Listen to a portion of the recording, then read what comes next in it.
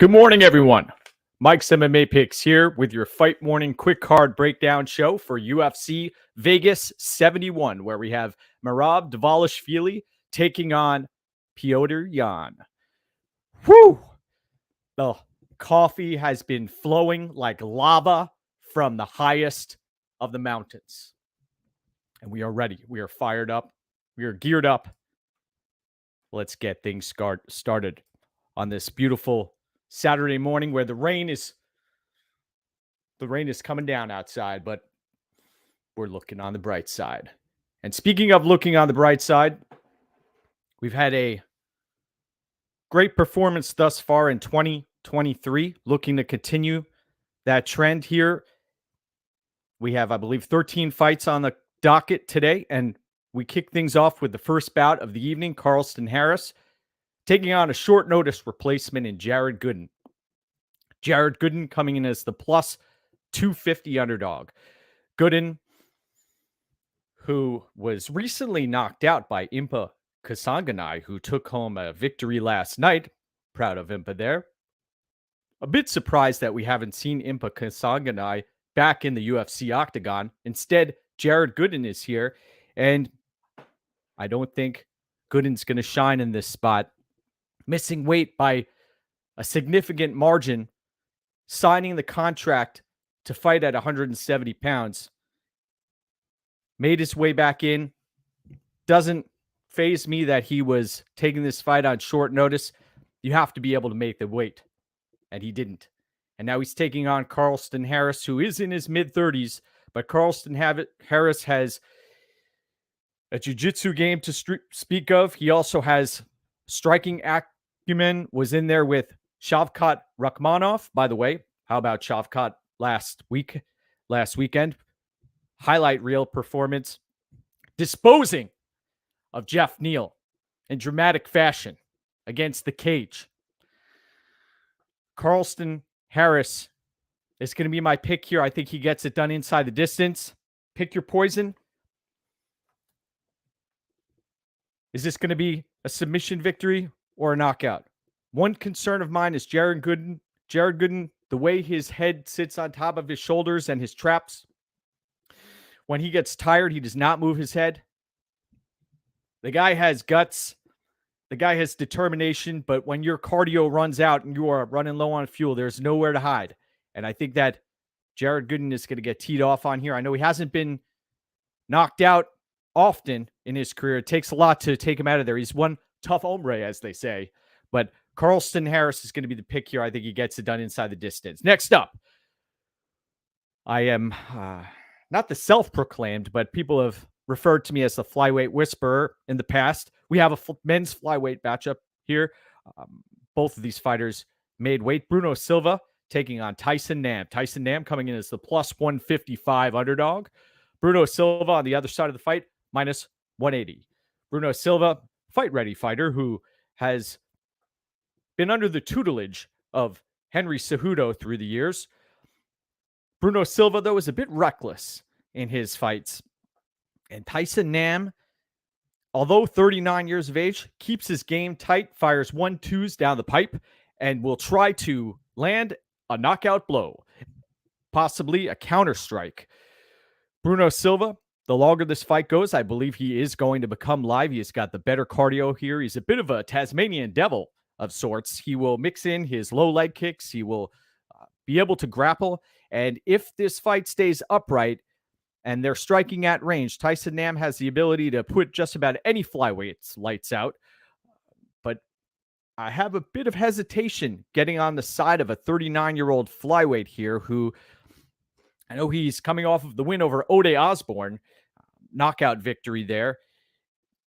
I'm going to be picking Bruno Silva here. I think he has more tools in his tool belt and will be able to mix things up, change levels, extend this fight, possibly put Tyson Nam on his back the longer this fight goes. But I do not have a play on this fight. And one of the reasons I don't have a play on this fight is because Bruno Silva, I don't rate his skill set very highly.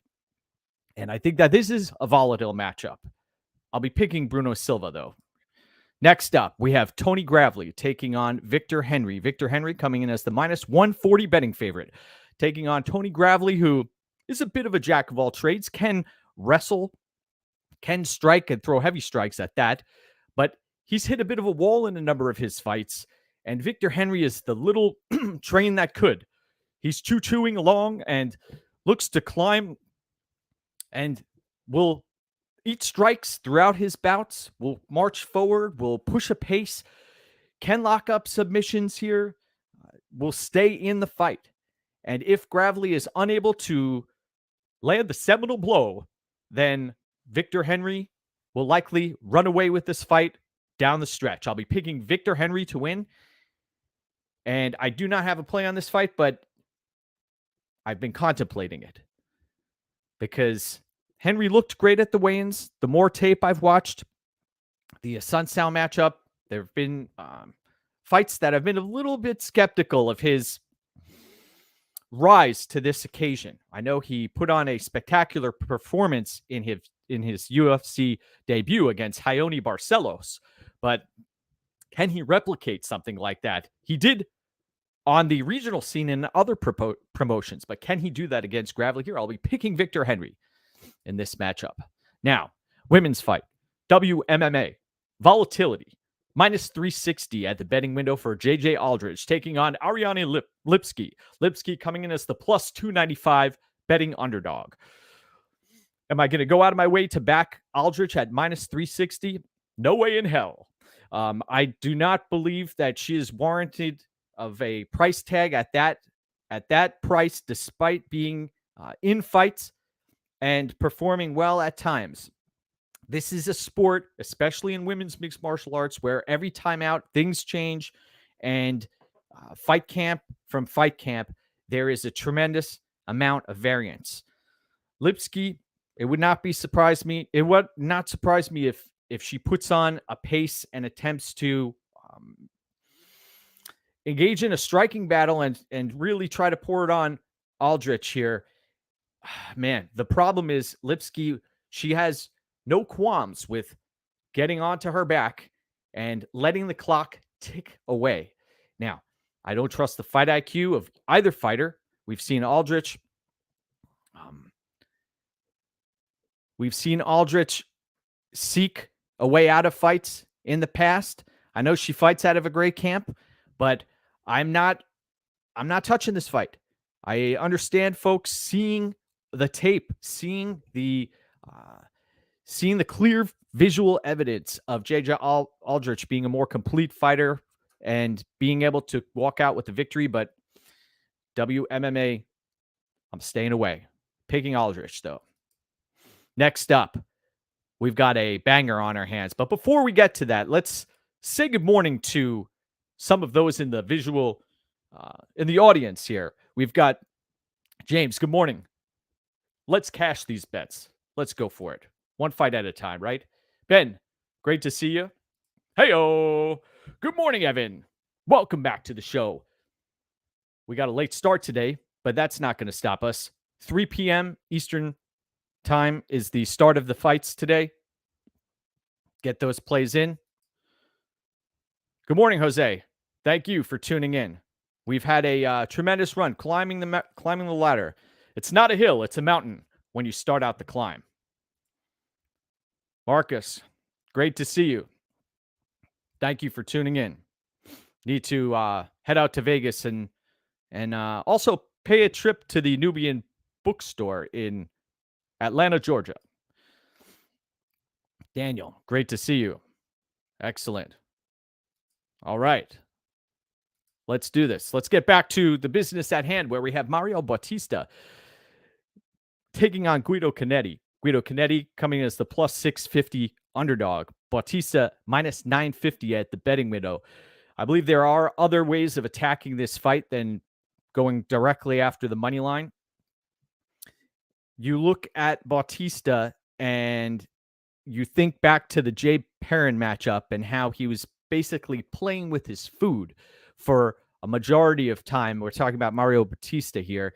And he seems to have found a fire, locking up a number of submissions recently, We know that he's capable of engaging in firefights. He did it with Corey Sandhagen, and he could do it here again against a dangerous Guido Cannetti who comes out hot early, and he will try to light Mario Bautista up with leg kicks. And I must remind everybody here, we are on the smaller octagon, so this should force exchanges. Now, is Bautista going to sit back and try to let Cannetti empty his tank, or is he going to match fire with fire? That is the question here.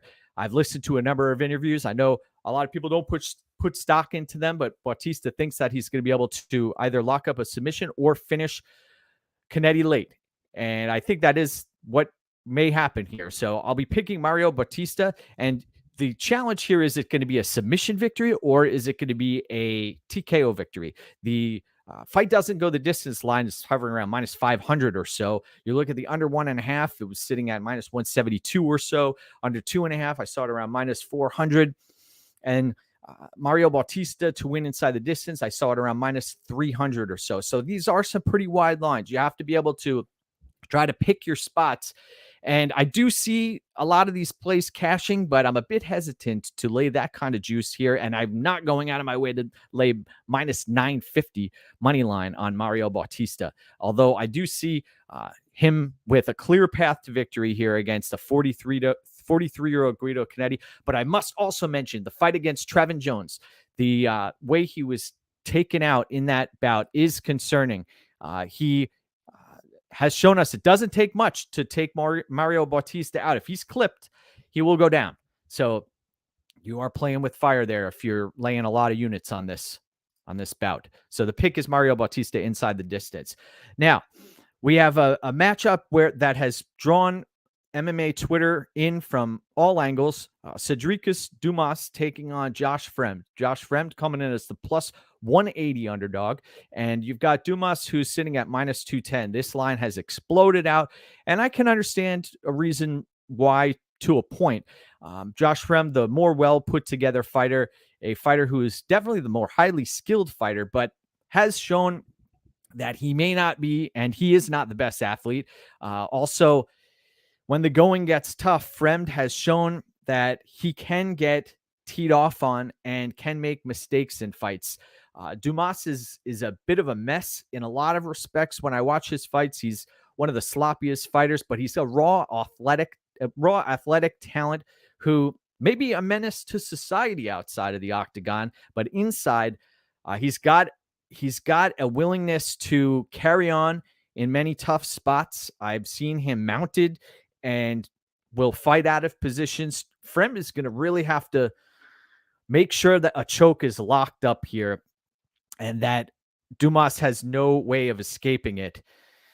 Otherwise, Dumas is going to turn the tide here and cause Fremd some big problems. And unfortunately, I wanted to be on the side of Josh Fremd, but I see him wilting down the stretch, Fremd, and this becoming a dogfight, a very sloppy fight. I see Dumas walking out with the victory here, but I have no play on this fight. This is a very volatile matchup. If you want to play the unders, that may be a possibility. The other thing is Dumas, I was listening to his interviews, and he was saying that he keeps a little in his tank at all times. He doesn't want to gas himself out and go balls to the wall. So if Fremd is able to bring that dog out of him, then we might see Dumas really gas out here. But he's going to have to bring the fight to Dumas. I don't see this being a tit-for-tat matchup. This is going to end up being a war with sloppy transitions and people giving up dominant positions and people getting outworked. And I'm going to be picking Dumas here, but no play on the fight. And you can see the line is starting to get wider and wider here. And unfortunately, Fremd has shown a lot of warts in his game. And that's one of the reasons I'm staying away from this fight. But give me Dumas. Next up, where we have an aging veteran. There are a number of aging veterans on this card. Rafael Assuncao taking on Davy Grant. Davy Grant also up there in age, coming in at minus 140, and Assuncao plus 120 at the betting window. Look up and down Rafael Assuncao's resume, and you'll see a lot of excellent fighters, and he fights at the most talent-rich weight class in the entire sport, bantamweight. So Assuncao has seen his best days are behind him. I know he did great against Victor Henry last time out, and I don't see that performance being replicated here against a oh man, I love the way Davy Grant fights. You can't count him out. He went to the bitter end with Marlon Chito Vera, and I suspect he's going to be there the longer this fight goes against Rafael Assuncao. And he has those unorthodox strikes. If Assuncao is able to get this fight to the mat, that's where the success will likely be had. But while this is on the feet, Davy Grant will likely have a path to victory. And also, he throws hammers. We'll talk about a fighter in a few minutes, Jonathan Martinez, who was blasted out of the water by Davy Grant.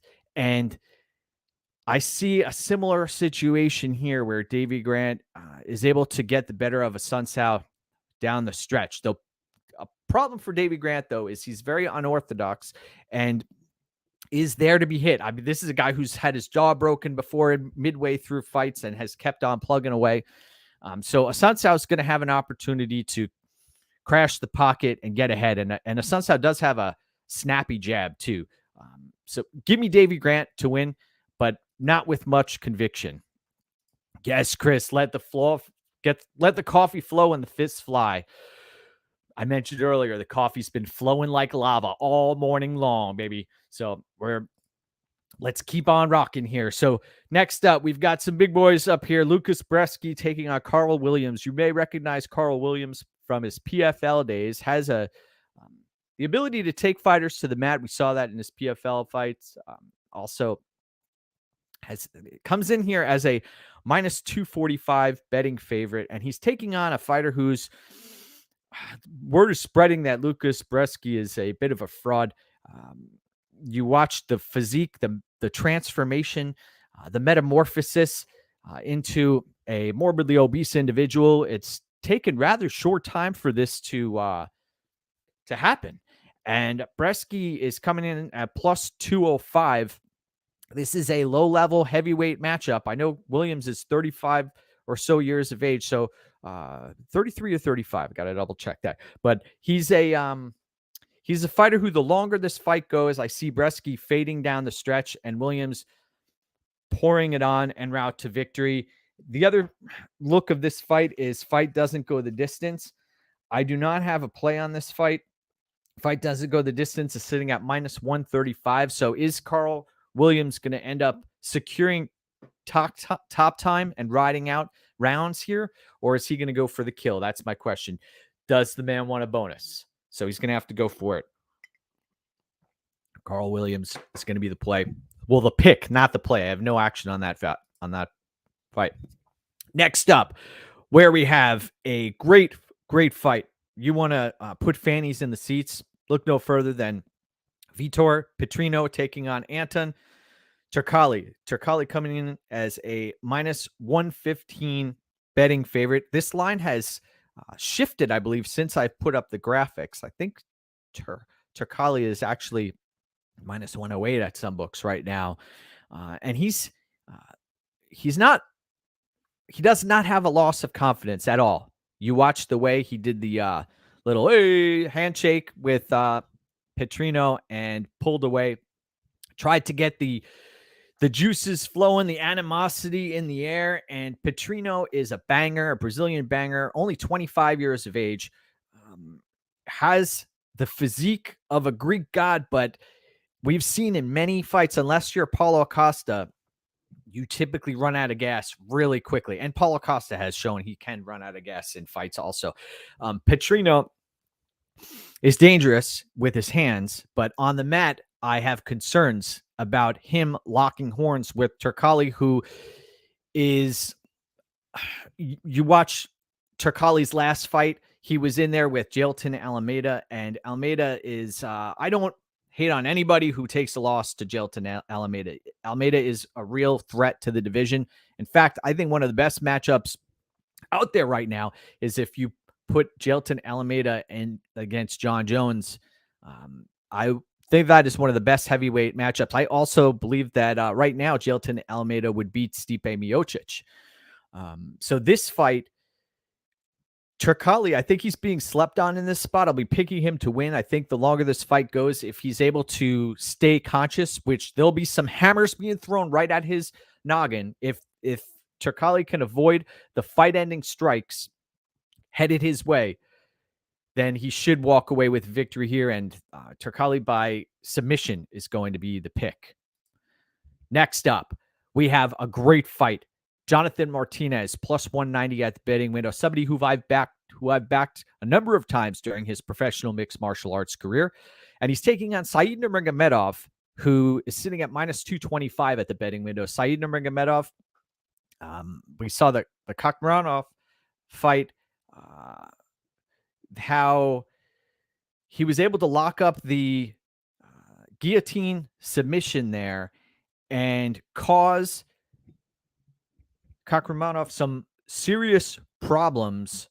Said Yakub went down in flames and has since left the octagon for good. Perhaps he'll come back at some point in the future. But Nurmagomedov, we saw that he was getting ragdolled on the mat, but we have to erase that fight from your memory because Jonathan Martinez is not a grappler. He is not a fighter who's going to look to wrestle and take fights to the mat, especially against Said Nurmagomedov, who poses a submission threat, and a real one at that. We cashed on Nurmagomedov last time out, and I've cashed on Nurmagomedov against Douglas-Silva de Andrade. Now, the problem here for Nurmagomedov is his cardio has failed him in the past, and he's had, I believe, 11 weeks or so to prep for this matchup. This is a spot where Martinez, we talked about the Davy Grant fights, or the fight where he was dropped and taken out of there. I don't trust Jonathan Martinez's chin. I know we have a southpaw versus orthodox matchup here. Said Nurmagomedov is a very dangerous striker. I believe he has the higher striking acumen here. He's the taller fighter. He's a little bit longer, and he has he's going to be more crisp out of the gate. Martinez also looks to kick. Both of these fighters will look to kick. I understand why folks are backing Martinez in this spot. I'm not going to be backing Martinez here. I think that Nurmagomedov is the rightful favorite, and he is the legitimate threat, not only to Martinez, but also to a number of folks who head into that octagon with him. Nurmagomedov is a force to be reckoned with. He could potentially fade down the stretch. That is a real concern in this fight. I see Martinez as being a live dog, especially the longer the fight goes, but watch early. Nurmagomedov should come out very crisp, and that is going to be, I believe, a difference maker. We're probably going to see Martinez face some serious adversity early. The level of competition also that either of these fighters have faced is a cause for concern. I know Raoni Barcelos. Imagine Raoni Barcelos versus Jonathan Martinez. Interesting. So give me Said Nurmagomedov to win. I think if you were able to get him under minus 200, then that would be a better play than obviously where it's at now. So give me Said Nurmagomedov. Next up, a fight that has been rebooked. Nikita Krylov taking on Ryan Spann.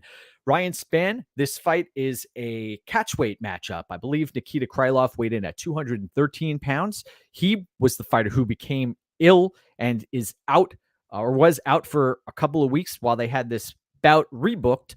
Krylov, dangerous fighter, but he does not move his head much off of the center line. We've seen that cause him problems. And against a straight puncher like Ryan Spann, someone who's extremely long, who's going to go for it, especially early, that is a recipe for potential disaster against Krylov. I know he has a few attributes up his sleeve that benefit him here. Krylov has the better gas tank, has the better wrestling game.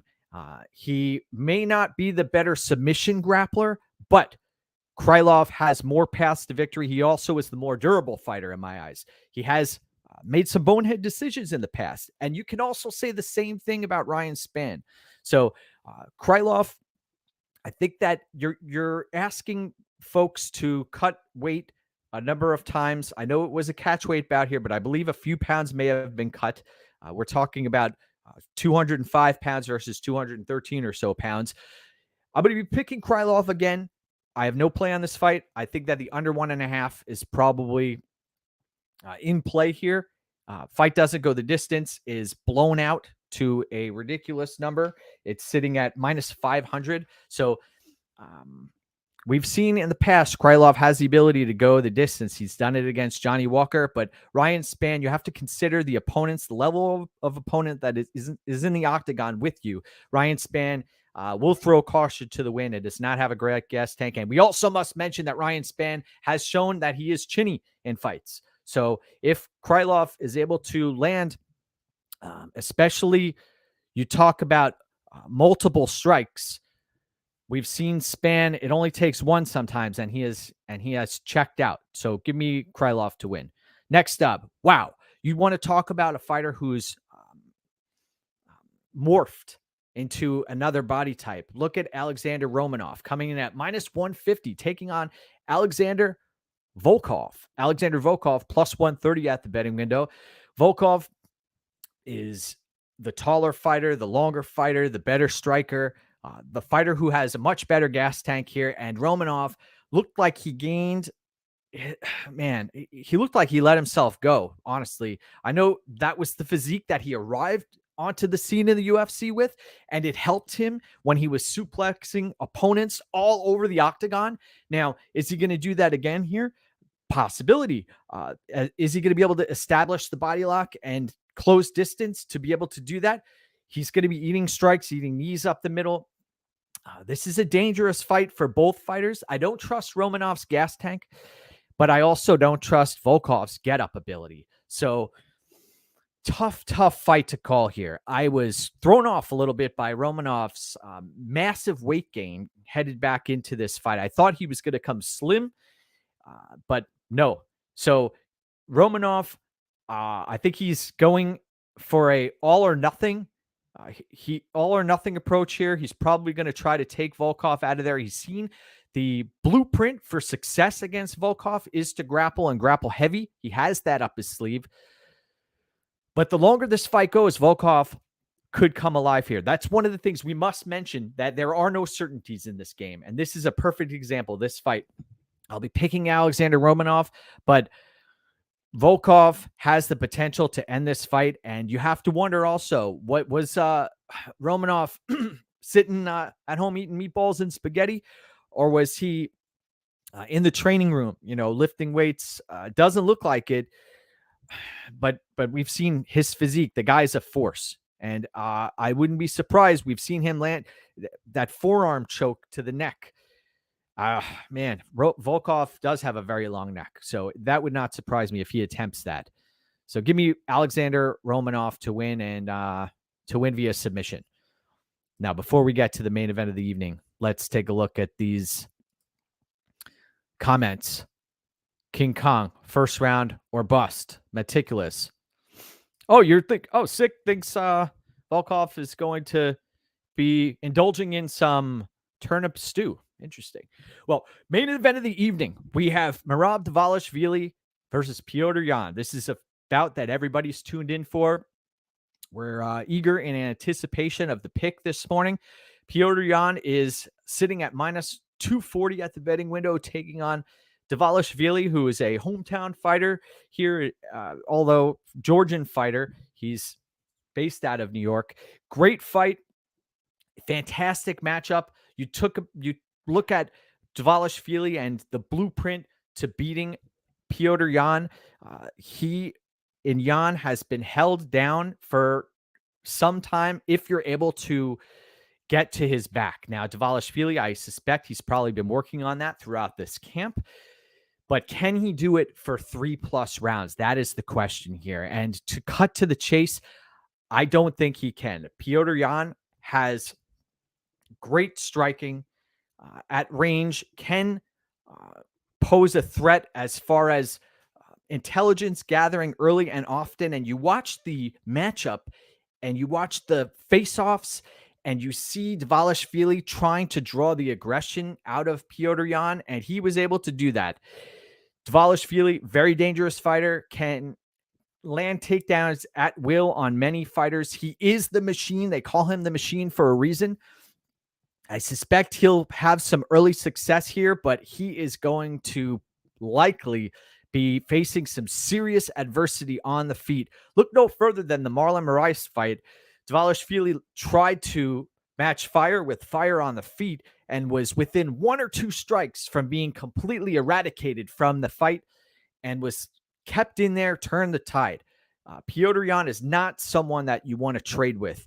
And Petr Yan has a ability to engage in firefights and find comfort in chaos. And that is what separates him from most of the fighters in this division. One could argue that Petr Yan has won his past few fights. I know that he was outstruck at distance by Sugar Sean O'Malley, but that is not the stylistic matchup here. And you look at the amount of top time that Petr Yan had in his bout against Sugar Sean, and one could make a case for Petr Yan to have won that fight. This fight, I'll be picking Petr Yan, and I do think that he's live to get a finish here. I see Dvalishvili starting to run out of gas the longer this fight goes. I know that Dvalishvili is a machine, and there is the possibility that he could come out here and win this fight via grappling and just rinse and repeating takedowns to a point where Petr Yan eventually fades and the adrenaline dumps and he's just got nothing left. But I see Petr Yan hanging in this fight and turning the tide and then winning late and fight. You look at Petr Yan to win inside the distance, I saw around plus 200 or so. By the way, if you're able to get in on Petr Yan at minus 160 or so, props to you. And this fight should be fireworks from the time it starts until the time it's finished. So the notes are done. The fight card is broken down, and we are fired up, ready to dominate today. We are able to put our thinking caps on, and you look at the third-party tracked record, the trajectory has been on an upward trend for a number of years now. We are in our 6th consecutive year of winning. We look forward to breaking these fights on the YouTube channel every week, looking to continue to do so. I appreciate everybody for tuning in, and I want to wish you a tremendous fight day. You are correct, sir. Go get what's yours. Best of luck, Evan. Let's go. Let's go, my friends. Have a fantastic day, and let's do this.